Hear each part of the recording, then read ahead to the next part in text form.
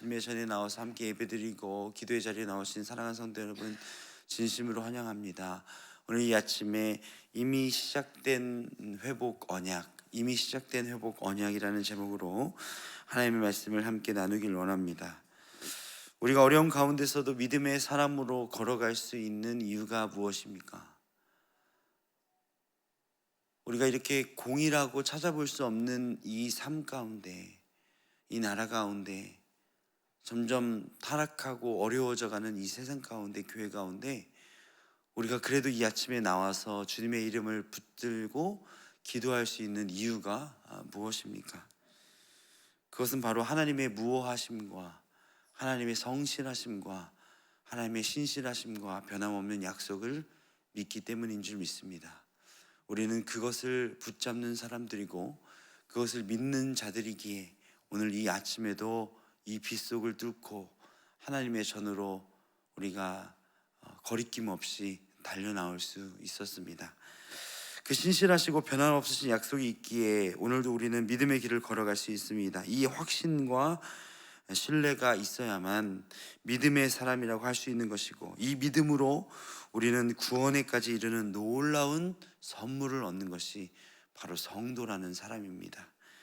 세상에 많은 사람들이 교회 타락과 기독교인들의 세상화에 대해서 걱정하고 그야말로 세상이 교회를 걱정하는 이상한 세대가 되어버렸지만, 하나님은 또 다른 자들을 일으키셔서 하나님의 일들을 이어가시고 또 오늘 우리 같은 자들을 불러내셔서 하나님의 이름을 찬송케 하시고 하나님이 살아계신다는 증거를 우리를 통하여서 보여주신다는 것을 여러분 믿으시길 바랍니다. 때로는 우리가 의심이 되기도 합니다. 우리 같은 나약한 자들을 통하여서, 우리 같은 부족한 자들을 통하여서 하나님께서 하나님의 일들을 이루어 가신다는 것에 조금은 의심이 가기도 하지만, 내가 완벽해서가 아니라 나를 이끄시는 그 하나님이 완벽하시기 때문에 우리는 그것을 믿으며 오늘도 그 순례자의 길을 걸어갈 수 있는 것입니다. 오늘 본문에는 몇 가지로 좀 나누어서 그 언약에 대해서 선포하고 있습니다.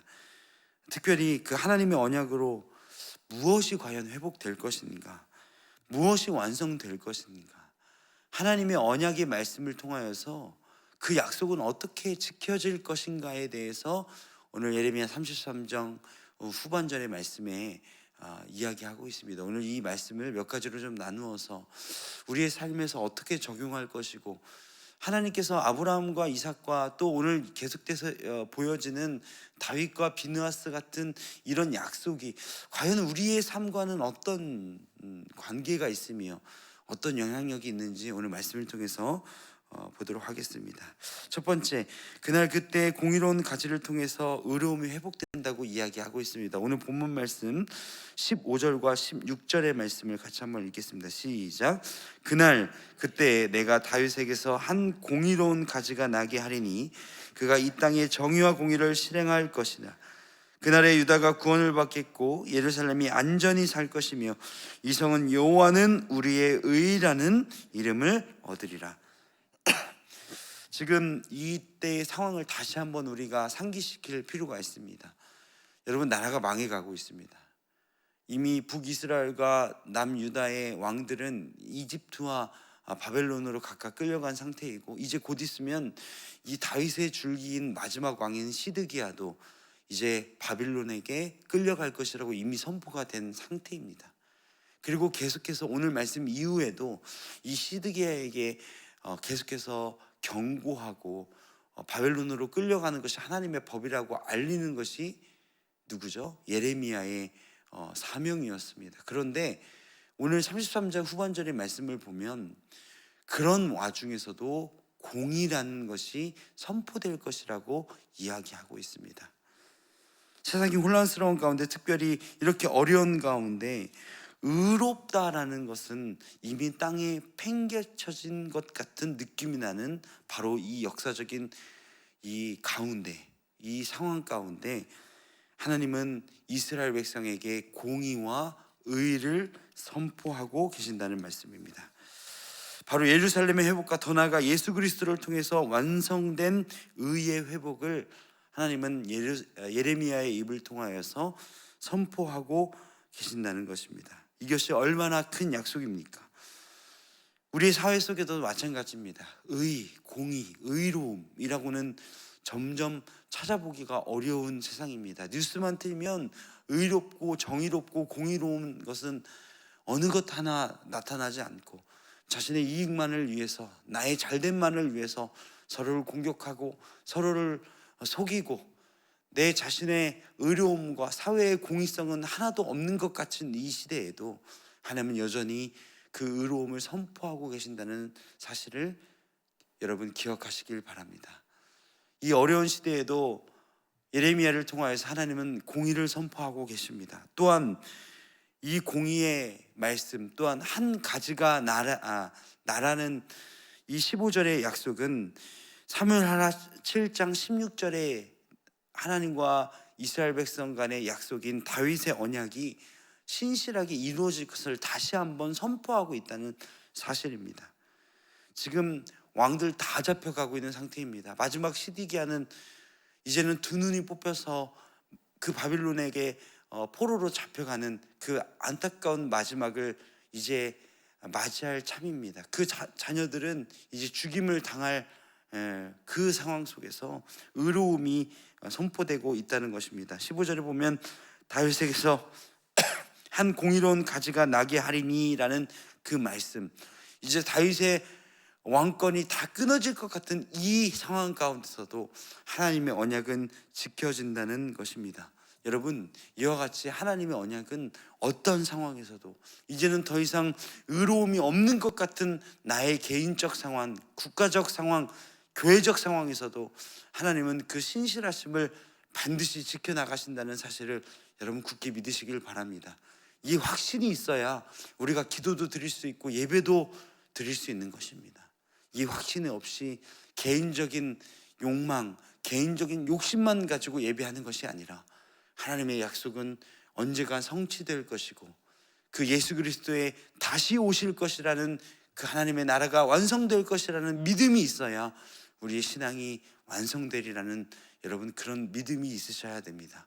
우리의 기도가 개인적인 종말만 이루어낼 때까지 그 기도가 이루어지는 것이 아니라 주님 언제 오실지 모른다는 그 하나님의 나라를 기대하는 믿음을 갖고 살아가시는 우리 사랑하는 온사랑교회 성도 여러분 되시길 간절히 소원합니다. 두 번째는 18절입니다. 18절 우리 함께 읽겠습니다. 시작. 내 앞에서 번제를 드리며 소제를 사르며 다른 제사를 항상 드릴 레위 사람 제사장들도 끊어지지 아니하리라 하시리라. 두 번째로 하나님께서는 예배자의 끊임없는 계속해서 예배자가 나온다는 사실과 예배자의 회복을 약속하고 계십니다. 하나님의 두 번째 회복은 바로 레위 사람들의 회복입니다. 하나님의 회복의 중점은 예배의 회복이며 그것이야말로 진정한 회복의 시작이라고 할 수 있습니다. 의로움이 회복되고 하나님의 예배하는 자들이 회복되는 그 아름답고 완전한 회복을 하나님께서 직접 하시겠다는 약속을 이 이스라엘 백성들에게 하고 계신다는 사실을 오늘 본문에서 발견할 수 있습니다.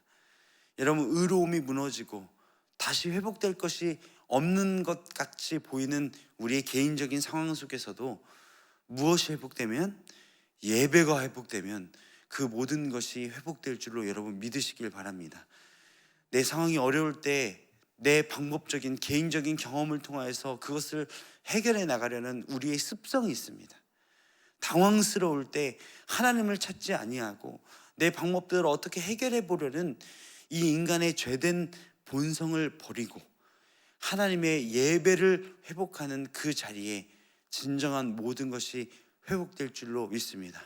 우리의 사업도, 우리의 건강도, 우리의 자녀도, 우리의 물질의 여러 가지 어려움도 예배의 회복이 있을 때 하나님적 방법으로, 하나님의 방법으로 온전한 회복이 있으실 줄 여러분 믿으시길 바랍니다. 그 회복을 통해서 하나님께서는 온전한 진정한 모든 것들을 회복해 내시는데, 그것이 이 예레미야의 선포가 후에는 스가랴 1장을 통해서 1차적인 회복이 되고 이후에는 예수 그리스도를 통해서 완전히 성취되는 것들을 우리가 볼 수 있습니다. 여러분, 우리의 예배의 회복이 가장 기본입니다. 그것을 통하여서 하나님께서 놀라운 일들을 이루어내신다는 사실을 이 아침에 다시 한번 기억하시길 바랍니다.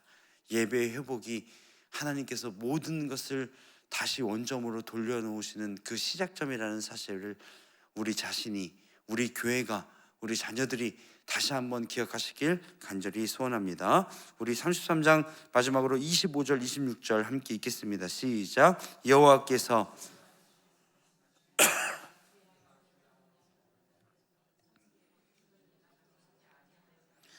야곱과 내 종 다윗의 자손을 버리고 다시는 다윗의 자손 중에서 아브라함과 이삭과 야곱의 자손을 다스릴 자를 택하지 아니하리라.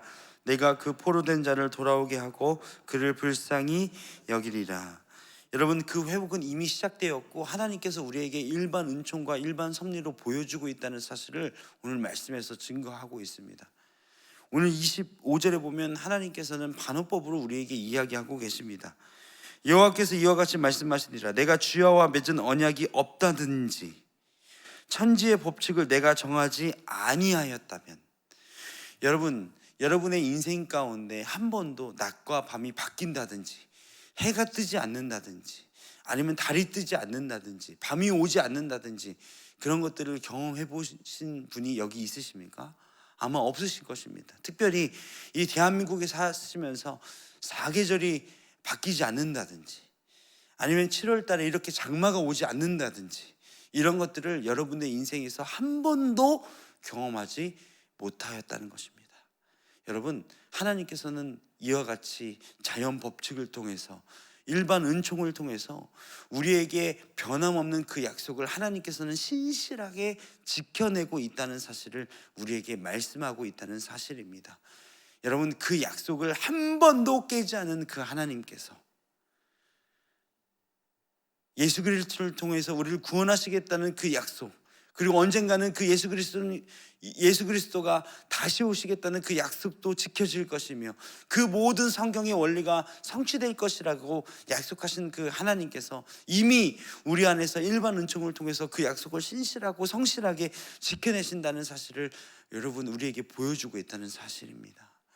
여러분, 그 만약에 약속이 너네들이 깰 수 있다면 나도 약속을 지키지 않겠다라고 오늘 본문에서 계속적으로 이야기하고 있습니다. 20장 20절 21절과 오늘 25절 26절에 하나님께서는 이 반어법을 통해서 내가 이 약속을 지키지 아니하면 이 약속을 깰 것이다. 너희들이 이 약속을 지켜지지 아니한 것들을 보게 되면 내 약속이 거짓이라는 것을 너희들이 알게 될 것이다라는 표현을 통하여서 내 약속이 얼마나 신실하고 잘 지켜지고 있는지 너희에게 보여주고 있지 아니하냐라고 설명하고 있다는 사실입니다.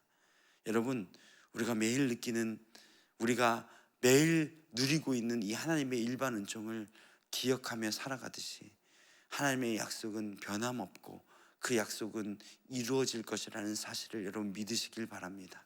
우리의 심장을 우리가 제어할 수 없듯이 하나님께서는 우리와 하신 약속을 깨뜨리실 수 없습니다. 하나님은 그 약속을 우리에게 분명하게 이루어내실 것이며 하나님의 약속을 굳게 믿고 지켜 행하는 자에게 성경에서 약속하신 그 축복 역시 누리게 하실 것이라는 사실을 여러분 믿으시길 바랍니다. 변하지 않을 것 같은 이 세상, 공의로울 거 하나 없고 정의라는 이름 찾아볼 수 없는 이 땅에 하나님은 하나님의 공의와 정의를 교회를 통하여서, 특별히 우리를 통하여서 이루어내실 것이라는 사실을 여러분 믿으시길 바랍니다.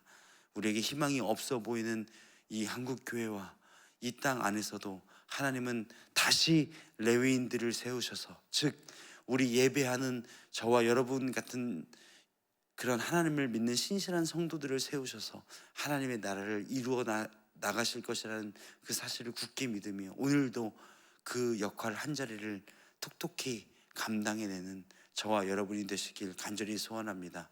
하나님의 회복은 이미 시작됐습니다. 그것은 낮과 밤이 변하는 하나님의 약속이 이루어지듯 하나님의 나라는 도래할 것이며 그것을 믿는 성도들에게 반드시 임하신다는 사실을 믿으며 오늘도 당당하게 살아가시는 우리 성도 여러분 되시길 간절히 소원합니다. 기도하시겠습니다.